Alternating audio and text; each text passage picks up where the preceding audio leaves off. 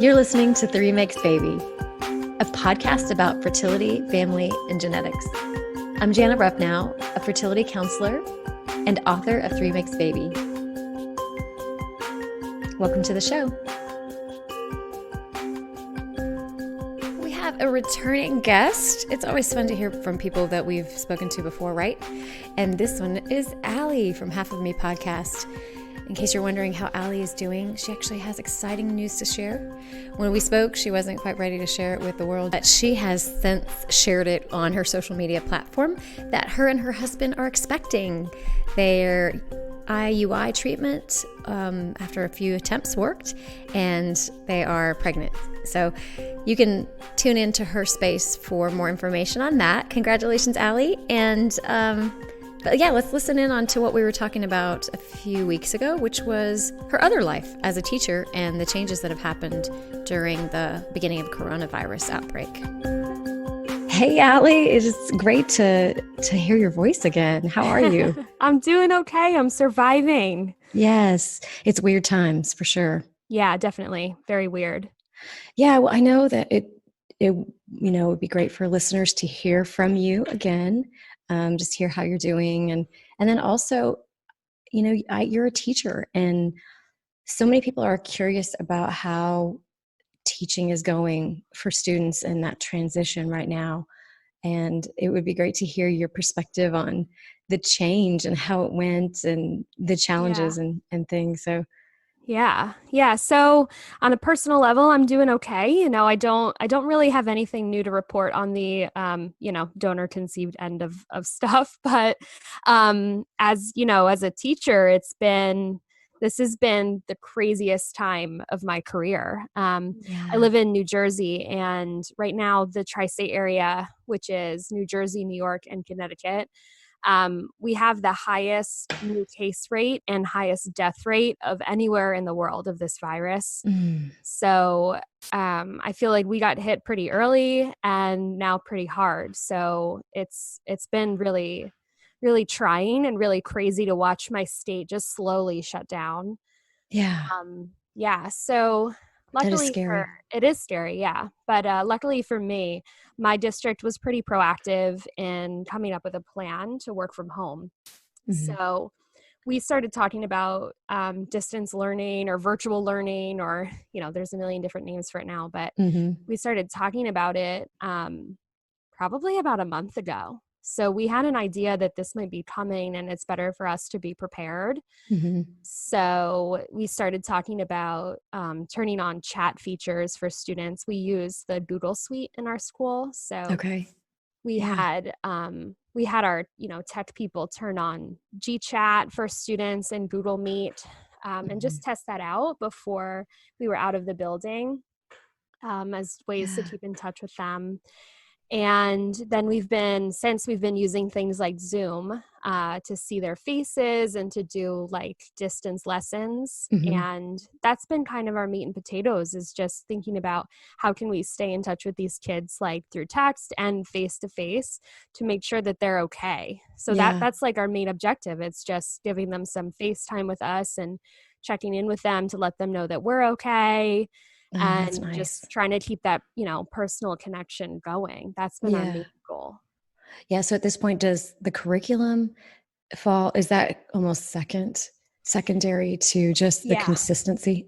Yeah. I mean, for me, it is. I'm a science teacher. So I have the luxury of a host of things that I can pull from to teach. I don't teach something like math or language arts that's sequential or that's tested. So I've kind of put my plans for the rest of the year on the back seat, and I'm just thinking about what are things that my students can do from home independently without me right there with them. And also what's some stuff that can get them up and moving and outside so they're not glued to their computer all day. Oh, that's a great thing, isn't it? To be able to incorporate that now. It's so good for everyone's mental state. Yeah. So it is. So I've been working on weather with my students and just having them get outside and observe and look at cloud formations and, track the weather and then see if what they forecasted came true the next day and things like that. So, Mm-hmm. I struggle because I don't really know how much learning they're doing right now in science, but Mm-hmm. at least I'm keeping them engaged and keeping them active and outside, and just trying to touch base with them every day has been my main objective. Yeah. It takes me back to the days when I worked in cardiac rehab, and we studied the best way that people learn, because we were having to teach adults that were in their 60s, 70s, and older how to live a whole different lifestyle after they had a heart event, heart Yeah. attack, or something, along those lines. So we're teaching them how to reduce their stress and eat differently. And we had to figure out, well, how do we teach people that, have been doing something for so long a certain way? And we studied this guy named Chip Cleary. I'll never forget. And many different people have said this many different ways, but that basically people learn best when they themselves ask the question first.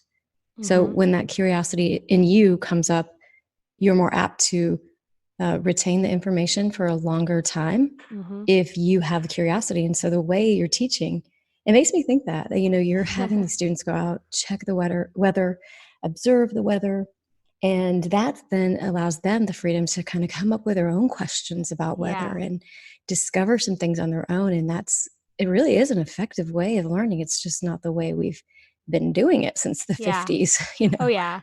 Yeah. That's kind of my MO with teaching as it is. I teach through inquiry anyway. So, luckily for me, since I've been doing that all year, my students they already know what I mean when I say ask a bunch of questions and write them That's down or cool. things like that. So So that's what yeah. you call it, is teach through inquiry? Yeah, inquiry-based learning. That's the big new push in science education, and it's fun. It's Nice. it's a fun way to teach. It's less like I always tell parents on back to school night, like we are not going to be doing or learning or memorizing anything that these kids can Google, because there's no sense in that. Google's not going away, and Yeah. they're always going to have a pocket dictionary and a pocket encyclopedia in their phone. Yeah. So I'm more concerned with building skills like inquiry and analysis and things like that. Hmm. So, That's doing great. that from a distance is challenging, because those are really tough skills for 11 and 12-year-olds to analyze things. Yeah. But I'm trying my best, and we're trying really to put grades to the side and remember that a letter or a number doesn't really mean anything right now. It doesn't mean anything to us or to as, a good basis of what they've actually learned. So we're just more concerned with them doing something every day and touching base with us. Yeah. So it's nice. It's nice to let go of that, of grading and assessment and things like that. It Oh, I gives a little bit bet. more freedom to us to let them explore a little bit more and do a little bit more of the fun stuff, which we miss out on sometimes when we're in the classroom. Oh, that's such a great upside. I love that. Yeah. Yeah. I can't help but find all of the things that are happening right now that are actually good and good for us and good for people. And there's so many more people connecting and reaching out in different ways. And I see more people walking outside and getting exercise, Oh and yeah. Yeah. my dogs are going crazy. Do you hear that? A little. Hmm. Yeah. So it's interesting. I think everybody's really understands we're all working from home right now. And, Yeah. I did a lot of that before, but now it's full time. And so, you've got that just real life stuff happening in the Oh yeah. background. Yeah. When I did my first faculty meeting on Zoom, I tried, look presentable, make sure my background's clear. And now we're all like, forget it. Like we just Of course, can't make sure everything's perfect. Who you can't. cares? Yeah. Yeah. It makes me think about everything's changed so much. And, I was saying a couple of days ago, I noticed, or maybe even a week ago, that there were posts were still coming through that was just our traditional content that we're used to seeing. And I said, you can tell who has so wonderfully organized, not me, but has their posts planned out in advance and had their content ready to go. And you would still see that coming through. And it was just this weird feeling that, all of a sudden, that didn't feel like it mattered as much. And, I found myself kind of swiping past it, and trying to look for information that was more relevant to what was happening. And I saw a post came through about Maslow's hierarchy of needs, and this is it. Oh, yeah. We've been spending all this time talking about donor conception issues and infertility and things like that, and that's so important, and it's so relevant. And then when something like this happens with the coronavirus, and you have a pandemic, and people can't come out of their houses really, and all of a sudden we go back to that basic needs, like the lowest part of the pyramid, which is safety and security Yeah. and shelter. Yeah. And that's where we come back to is, are we going to be safe? And it's weird how it taps into different emotions, and those higher thinking and higher needs just seem less, they're still extremely important, but just I guess they're less relevant right now. Yeah. I mean, how can we focus on some of those higher level stuff when some people don't have enough food or don't have a job right now? It's Mm-hmm. just, and I know exactly what you mean. Social media, it's like such a dystopia right now for me. I've actually been really limiting myself. I check in like once a day and then once at night, and I find myself just looking for information about local stuff. Like, I want to know, are stores open? Are restaurants Mm-hmm. open? Can I go get toilet paper? Yeah. And everything else, I just really don't care. I really don't care to Yeah. see right now. And Mm-hmm. I find the more time that I spend on my phone, the more down in the dumps I feel. Mm-hmm. So, I mean, which is really true. And when life is normal too, you're just Yeah. inundated with this stuff on social media. But now more than ever, I've set a lot of limits, and I've been really detoxing from it and Mm-hmm. trying not to let that be my go-to Yeah. when I'm bored at home. And that's hard because it's an addiction to break. But Mm-hmm. And there is an upside to it, because there are opportunities to connect with people, with the people that are uplifting and inspiring, and so there's that too. But then there's like that fine line where where you start to feel it when you just kind of don't feel right, or you're yeah, tired or overwhelmed, or you just get stressed. Then it's like, okay, I got to put this down in a way. We played a game last night, our family, and I just put the phone away, way out of my reach, and left it there for hours. I think I did it the night before too, and just didn't touch it for like 5 hours, didn't look at it.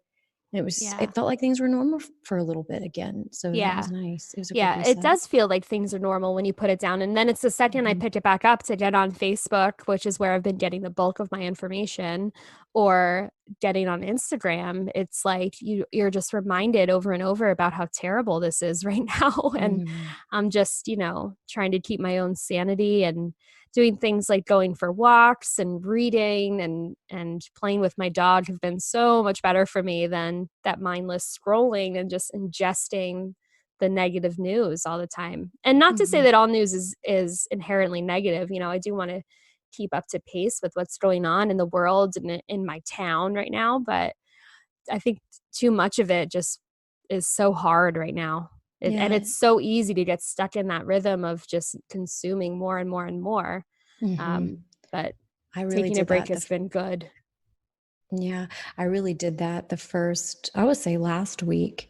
I was doing that. I was kind of on nonstop, and, consuming, taking information, reading all I could. And just it was really tiring. Just I needed more breaks. And I know I've said this quite a few times, but it's so true that we don't have any reference. We don't have a memory file for this. It's a brand new situation. So our brains have to spend that extra time and energy to literally create a new experience, that's not linked to any other kind of experience before. And that takes a lot of brain power and a lot of energy and emotional Yeah. energy. So I'm encouraging people to rest more, to, do yoga, meditate, downshift, using, just close their eyes for a little while, take more breaks throughout the day. And, we have time to do that now working from home. So that's Yeah. the good thing. Go out in nature, like you said, spend time around your dogs. All those things are ways to engage the relaxation response, so we Yeah. can keep our bodies calm. Because see, what happens is, here's the kind of catch 22, and it's not meant to be an alarmist at all, but if we don't downshift, and if we don't take care of our stress levels, then chronic stress that doesn't have a relief, does wear down our immune system. Yeah. It does make us less healthy. So, and again, not saying that to scare people, but to just say, for those that are listening, that really do find the time to build in that relaxation, those moments, those breaks away from the information, if you can do that, because it's going to be better for your health in the long run, mentally and physically. Yeah. Oh yeah, for sure. For Yeah. sure. We've been doing a couple of times a week we've been playing Trivial Pursuit with some friends. So we'll Oh, set up we'll how do you set do up that? so we do it on Zoom and we invite Okay. everyone to Zoom, and then I also join on my phone, and I Mm-hmm. have my phone angled in a way that it can see the game board, and then Oh, we just go around and we do the questions, whatever. I move the pieces around for everyone. And that that's is been cute. really fun. We're so missing, my husband and I are just so missing our friends. We'd hang out Yeah. a lot, weekends are just filled with social stuff. And that's a piece that I've been really missing. So that's been fun to do, and it's That's a great relaxing, idea. and yeah. Mm-hmm. And then the whole time we're not on our phones at all, so that's really great. We're just hanging out with Yeah. each other, and you know, That's a great idea. I love that. I yeah. love that. Yeah, that's been I have good. to try that. Yeah. Well, I know this podcast is generally about fertility and family and genetics and, all the stuff that other stuff we talk about. But like I mentioned before, I am a therapist. And so even though that's my specialty, being a therapist, I'm trained in all the things related to mental health. So this time I've shifted gears into what people are needing right now and kind of going back to more of my early days of general anxiety counseling or counseling for that, and general counseling for just emotional, upset and Yeah. stress management. So that is why, and that's what's relevant. That's what people want to hear. So, when I think spoke a couple, well, maybe a week ago, and I was like, I really want to know what Allie's doing with this classroom thing. And it was before my daughter started her online schooling, and she's doing third day in and doing well and liking it a lot. It's actually working Good. well. I thought she'd be super stressed, but she's Yeah. not been. She's been really relaxed. So it's Yeah. going well. That's Yeah. great. The weird thing for me is that, in my class, I have the kids that don't struggle at all and they just, cruise through every school year. And then we have the handful that we need to be on a little bit more and give them a little bit more support.